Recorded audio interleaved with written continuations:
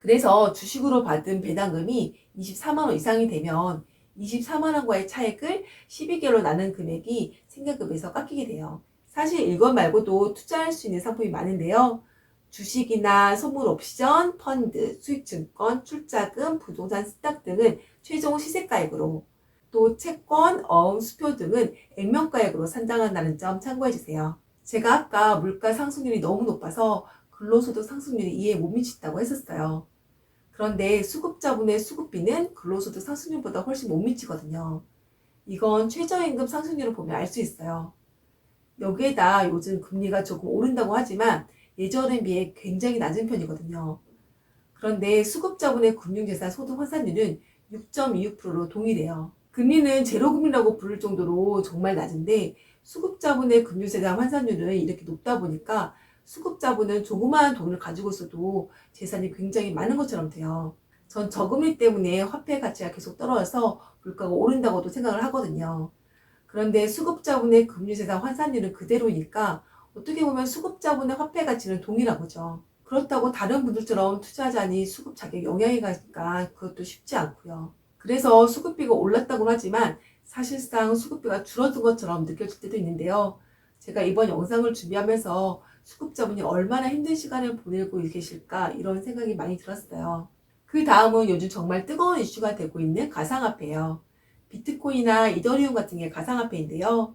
이 가상화폐는 아직 조회가 되지 않아서 금융재산으로 산정이 되지 않고 있어요. 그런데 이 가상화폐 시장도 점점 커져서 언젠가는 이것도 금융재산으로 산정이 될 것 같긴 해요. 아까 제가 주식이 변동성이 굉장히 크다고 했는데요. 이 비트코인은 주식보다 훨씬 변동성이 크죠.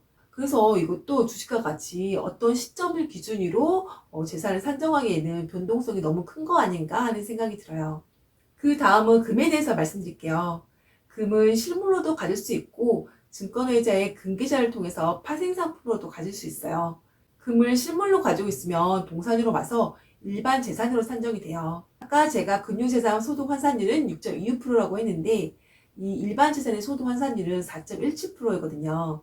그래서 금융재산보다는 그 재산에 대한 소득 환산율이 더 낮아요. 또 동산의 경우에는 개별 평가액이 100만 원 이상의 재산적 가치가 있는 경우에만 재산으로 산정한다는 거 참고해 주세요. 그런데 금을 금 계좌를 통해서 파생 상품으로 가지고 있으면 주식 계좌처럼 금융재산으로 보거든요. 그래서 실물로 금을 가지고 있는 것과 금 계좌로 금을 가지고 있는 것은 다르다는 점 참고해 주세요. 마지막 부동산 투자에 대한 부분이에요. 부동산 투자의 경우에는 워낙 많은 금액이 쓰이니까 수급자분들이 투자하기가 쉽지 않아요. 그런데 가끔씩 어쩔 수 없이 수급자분이 자신의 집을 전세나 월세를 주고 자신을 다른 곳에서 사는 경우도 있어요. 예를 들어 시골에 자기 집이 있는데 직장 때문에 어쩔 수 없이 도시로 이사한 경우도 있어요.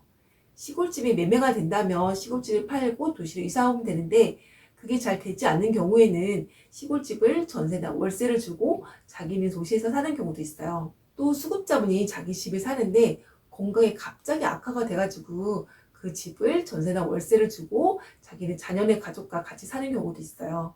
이러한 경우가 어떻게 보면 갭투자인데요.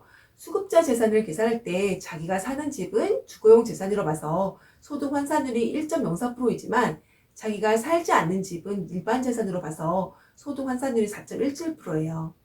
그래서 해당 집의 공시지가에다가 소득 환산율 4.17%를 곱하면 소득 인정액이 나오죠. 오늘은 수급자분의 주식, 가상화폐, 금, 부동산 투자에 대해서 말씀드렸어요. 그럼 오늘의 영상은 여기까지 하고요. 다음 시간에 또 뵙는 걸로 할게요.